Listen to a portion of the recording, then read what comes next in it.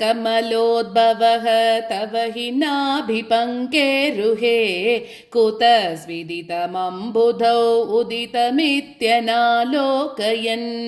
तदीक्षणकुतूहलात् प्रतिदिशं विवृत्ताननं चतुर्वदनतामगात् विकसदष्टदृष्ट्यम्बुजाम् महार्णवविगूर्णितं कमलमेव तत्केवलं विलोक्य तदुपाश्रयं तव तनुं तु नालोकयन् कयेष कमलोदरे महति निस्सहायो ह्यहं कुतस्विदितमम्बुजं समजनीति चिन्तामगात्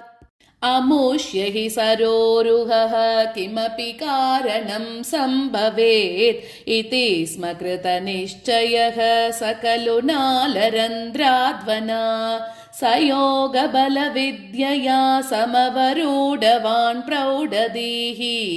त्वदीयमतिमोहनं न तु कलेबरं दृष्टवान् ततः सकलनालिका विवरमार्गगो मार्गयन्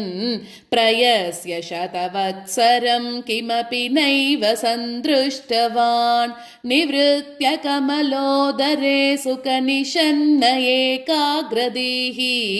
समाधिबलमाददे भवदनुग्रहैकाग्रही शतेन परिवत्सरैर्दृढसमाधिबन्धोल्लसत् प्रबोधविशदीकृत सकलु पद्मिनी सम्भवः अदृष्टचरमद्भुतं तव हि रूपमन्तर्दृशा व्यचष्ट परितुष्टदीर्भुजगभोगभागाश्रयम् किरीटमुकुटोल्लसत् कटकहारकेयूरयुक् मणिस्फुरितमेकलं सुपरिवीतपीताम्बरम् कलाय कुसुमप्रभं गलदलोल्लसत् कौस्तुभं वपुस्तदयि भावये कमलजन्मने दर्शितम् श्रुतिप्रकरदर्शित प्रचुरवैभव श्रीपते हरे जय जय प्रभो पदमुपैषिदिष्ट्यादृशोः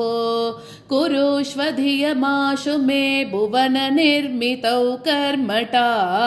इति द्रुहि न वर्णित स्वगुणभं हिमा पाहि माम् लभस्व भुवनत्रयी रचन दक्षतामक्षतां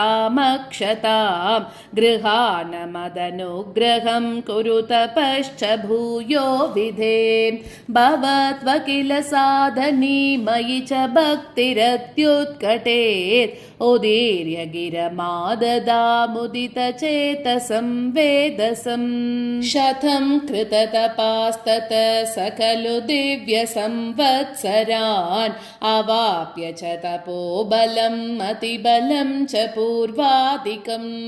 उदीक्ष किल कम्पितं पयसि पङ्कजं वायुना